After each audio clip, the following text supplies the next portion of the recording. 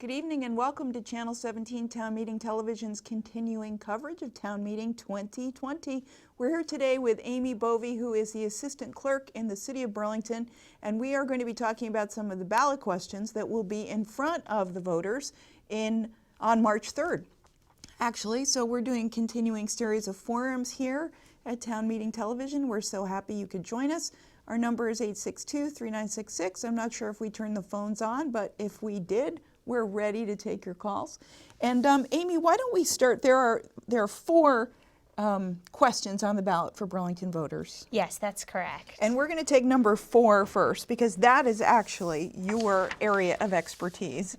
And that is a proposed charter change for the changes to local election dates. Yes, that's correct. So tell us the problem that this charter change is trying to solve. Sure. So under our current system, the state law requires that ballots be ready for a state election 45 days before. But it only requires local ballots to be available 20 days before an election.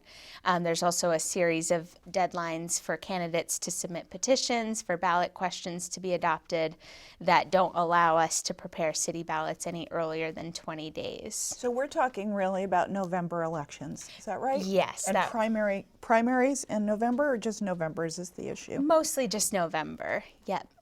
So this is proposing that we make a change so that all ballots are ready 45 days in advance of any election. This would allow city staff to send both ballots at the same time in one mailing, which would reduce our administrative burden and also save quite a bit of money in postage and supplies and that type of thing. And it sounds like the return, based on the 2016 numbers that you looked at, which was a presidential election, it's a high turnout. You sent out ballots for the presidential election, and you sent a little later the ballots for the Burlington questions, and the return rate was different.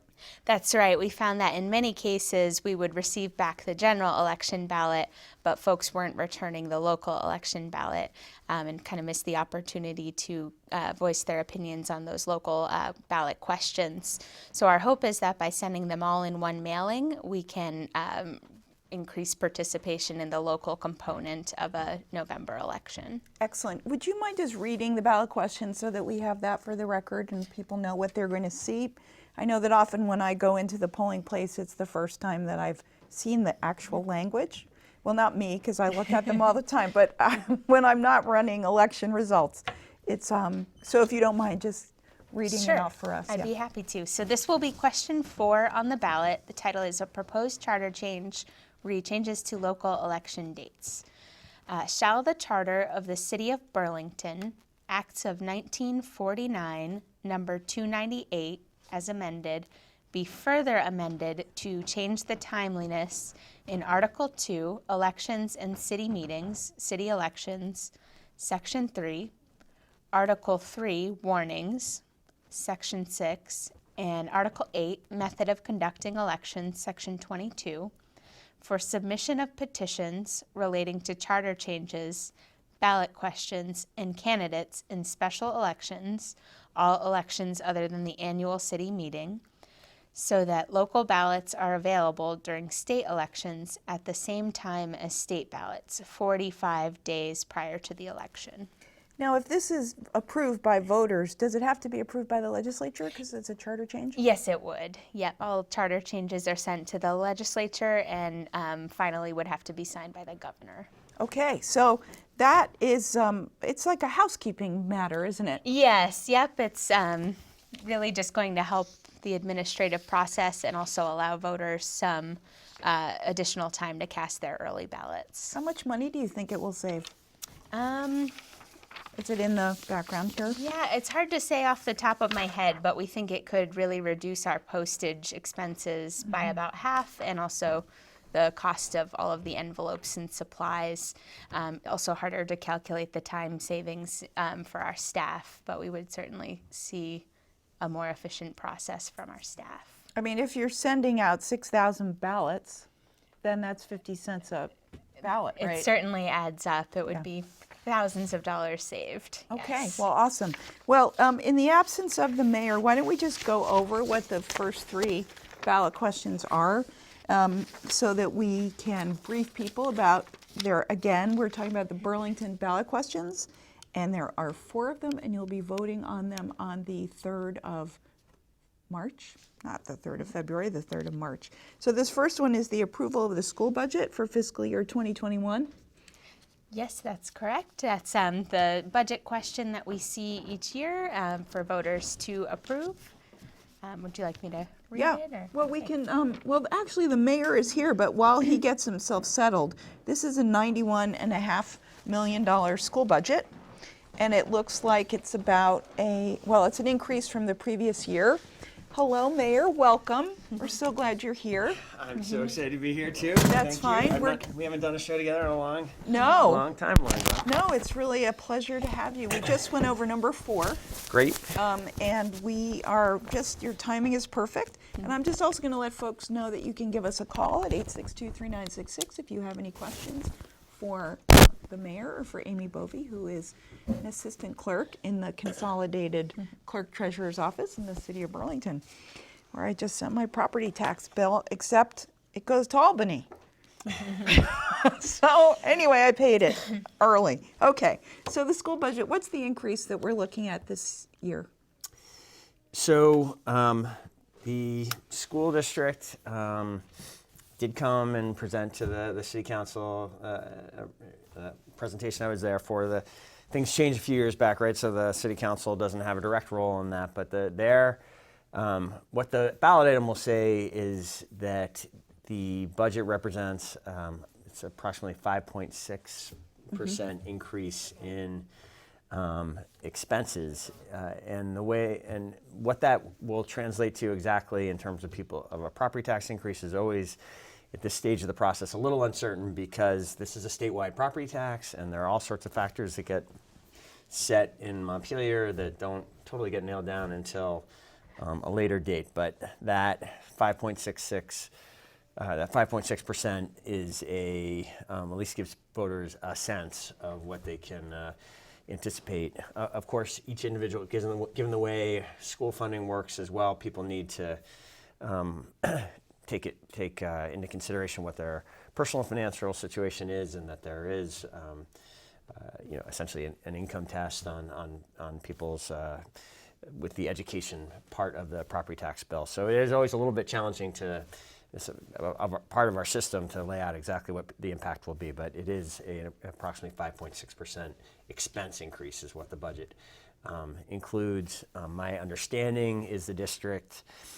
What is driving that is basically the current level of staffing throughout the district, the inflation that is kind of built into the contracts that they have for labor, plus they are anticipating in that starting to draw down some of the bonding capacity and paying new debt service that voters authorized a year ago with respect to a significant investment in a new high school. Their budget anticipates starting to pay some debt service on that new cost.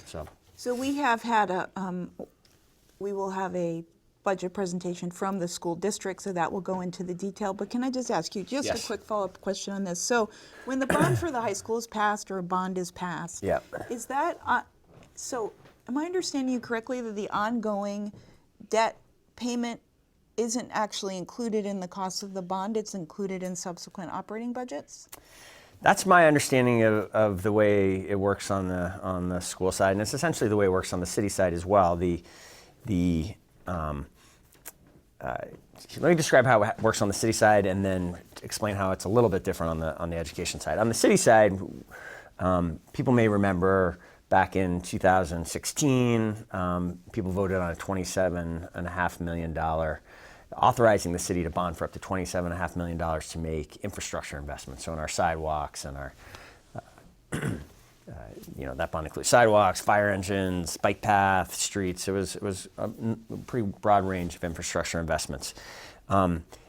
We at the time gave people estimates of how quickly we would draw that down and what the impact would likely be on their, what kind of increase they can anticipate seeing each year, based on what would be the added cost essentially to our operating budget, what would be the added annual debt service payments and how would they go escalate up as we drew down more and more of that bond. And we really quite religiously look at that number and feel like, this is the commitment we made to voters, and we really work hard to keep it within that range, even though there are a number of variables in there that make it, something that we have to work at. But and so there were anticipations in there about how quickly the money would be drawn down, what kind of interest rates you would have, et cetera.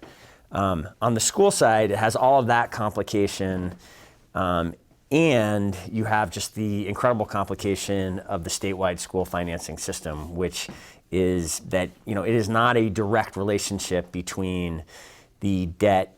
The budget is in some ways spread out over the whole statewide financing system, which makes it even kind of harder to project for people exactly what the impact will be on them.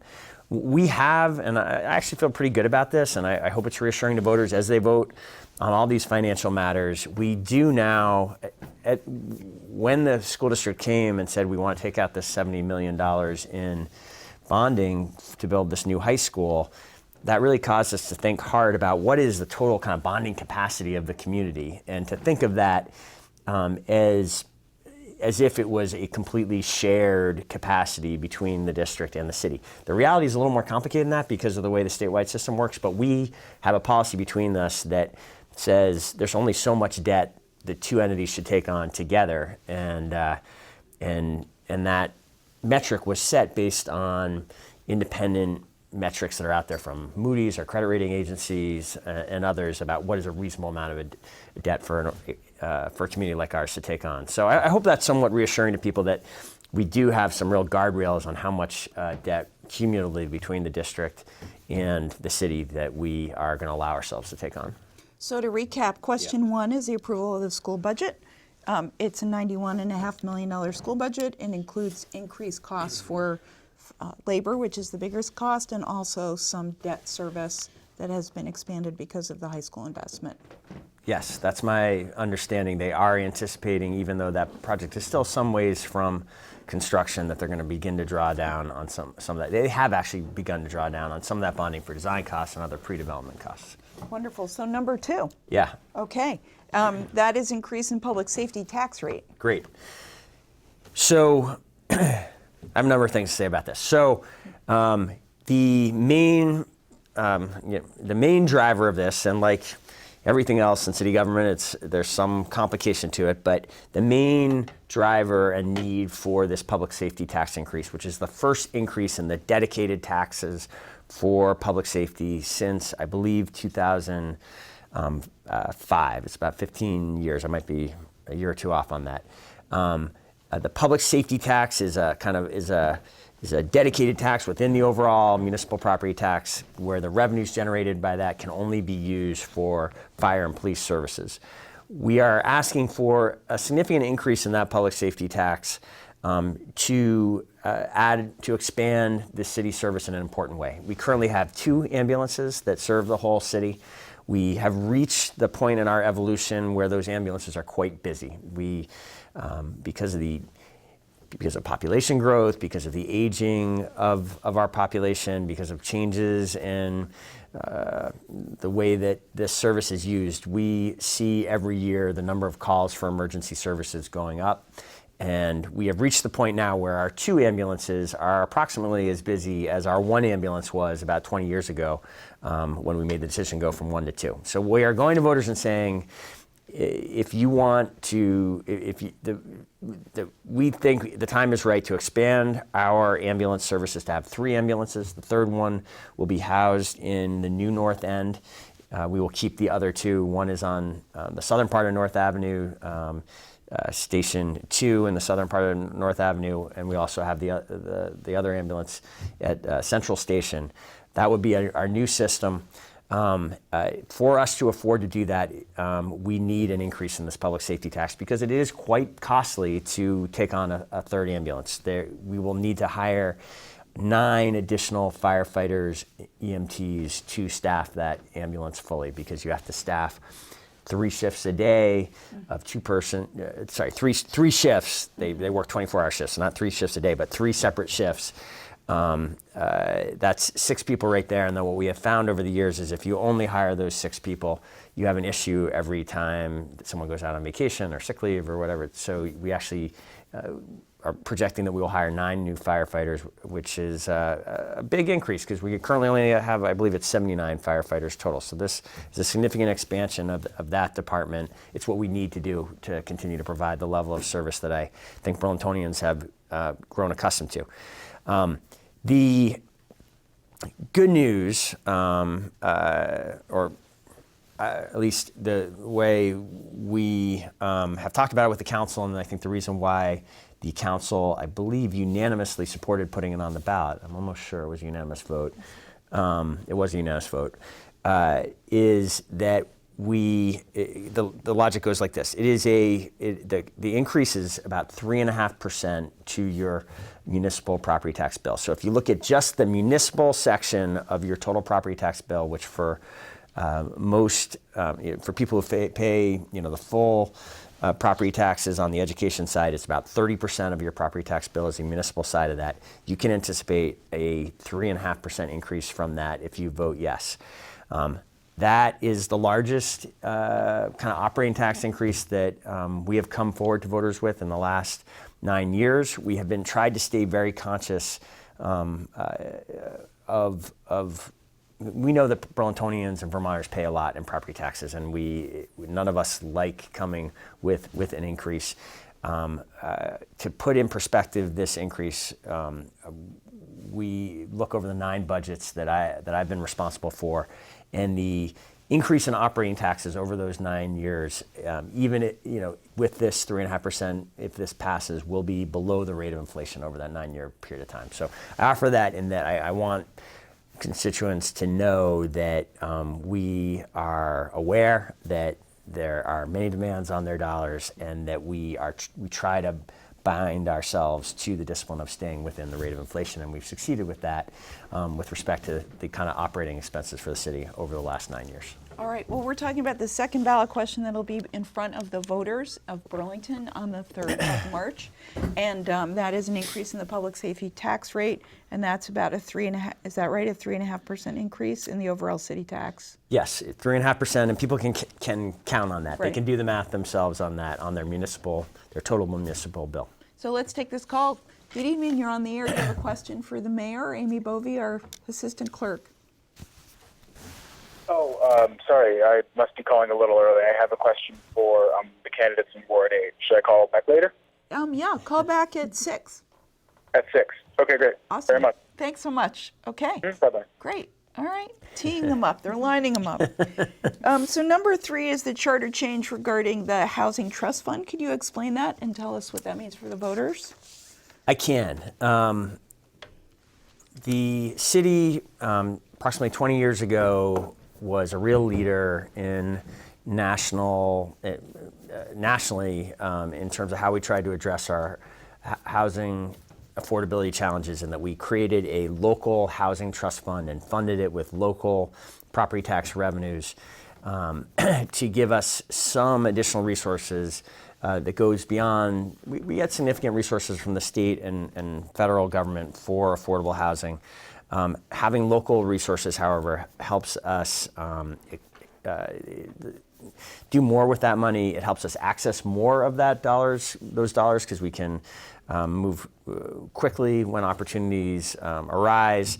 It has been a very important part of the reason why Burlington has been able to create so much permanently affordable housing over the last 20 years.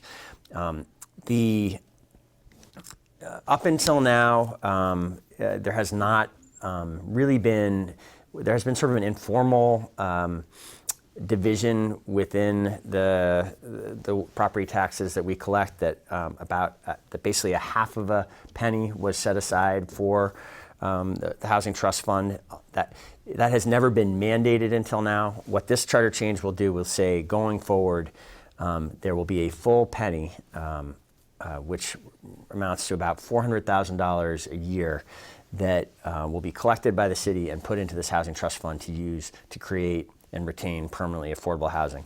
The other big change here is that the way that basically this is being structured in a way, written in a way that $400,000 will rise with inflation over time. Unlike currently, that has not happened. So whereas we have for a long time put in about $200,000 a year into the Housing Trust Fund as a result of the kind of vote 20 years ago to create this, that $200,000 buys you less and less each year. It is eroded with inflation over time. This fixes that and ensures that these resources will grow over time. I'll add to that, we are looking we think affordable housing is one of the biggest challenges that we face as a community. For the property tax burden reasons we were talking about before, we don't think we should go more than this 1 penny that's being proposed. We are going to look for other ways to add resources to the Housing Trust Fund that don't involve property taxes to expand that investment even further. For example, one thing that's being considered is some kind of, we're having this big discussion about short-term rentals when people rent out properties, Airbnb, VRBO type rentals. We're exploring the possibility of somehow those rentals generating more revenues for this Housing Trust Fund. So, but to make it simple again for people, when we start talking about housing, I can go on and on. This is a dedicated 1 penny tax. The average homeowner will pay about $23 a year if this passes. But already a half a cent is already going towards this. There are already investments that are being made in the current budget. This would ensure going forward, this would be a dedicated 1 penny going forward. And you can think of it as $24, about for the average property tax owner, $23 a year. Can you just give us a quick example of what this Housing Trust Fund is used for? Yeah, I can. Here's one of my favorite ones, and it kind of happened during my time as mayor, and it was really dramatic to me how this played out, and I really don't know that we would have been able to get this done any other way if we didn't have this resource. People may remember a few years ago, the Farrington family decided to sell the mobile home park that they had owned for many years, and there was a lot of concern when they put that on the market that that might be bought up by investors and end up displacing the mobile, the owners of the mobile homes that were on the site.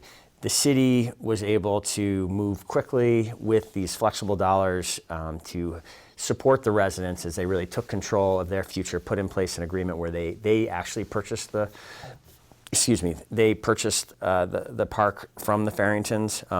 The city's money was a tiny amount of the overall purchase. They did the heavy lifting and the hard work, but the fact that we had some flexible resources that were available immediately played a key role in them being successful at that and being able to put agreement in place quickly that has really allowed them to take control of their future. And now, if people have been through there recently, they're really doing a lot to upgrade that property. They've brought in some new, very energy efficient homes that have resulted in new investment in that property, and they're doing other things now to upgrade the infrastructure. It's exciting to watch, and it was.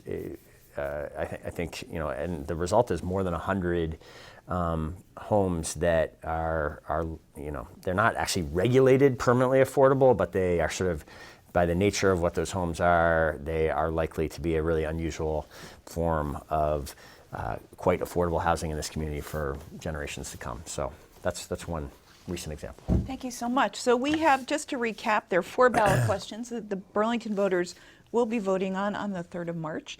The first is the school budget approval, which the mayor has spent some time explaining, but if you want more detail, you can certainly watch the school board presentation from the City of Burlington. Of course, we have all the school budget presentations from communities around us that are voting, so you can tune in here to Channel 17. And then there will be number 2. Question 2 is an increase in the public safety tax rate, which is for new ambulance and the staff to support the ambulance, which is firefighters. So those are pretty highly qualified and technically, they're compensated at a rate that reflects their expertise. And then the proposed charter change in the Housing Trust Fund, which is to really codify it, move it from a half cent sort of informally to a cent. That's right. And to have it rise with inflation. And have it rise with inflation. And number 4 is the charter change regarding the local election dates, which if I remember correctly, why don't you sum it up one more time? Yes, that will allow the city to have local election ballots available at the same time as state election ballots and streamline our early voting process, as well as give voters a longer opportunity to cast their early ballots. And that really plays out in the November elections, the general elections. Yes, Okay, when there may be their state level, national level, and also local issues. exactly. Wonderful. So I want to thank you both so much for joining us. Thank you for working so hard. You know, it's kind of nice and neat on a piece of paper, but the backstory on all of these represents a lot of work and a lot of democracy in action, really. So thank you so much for joining us, and thank you for watching, and stay tuned here to Channel 17 for continuing coverage of Town Meeting 2020. All right, thanks so much. Thank you. Excellent.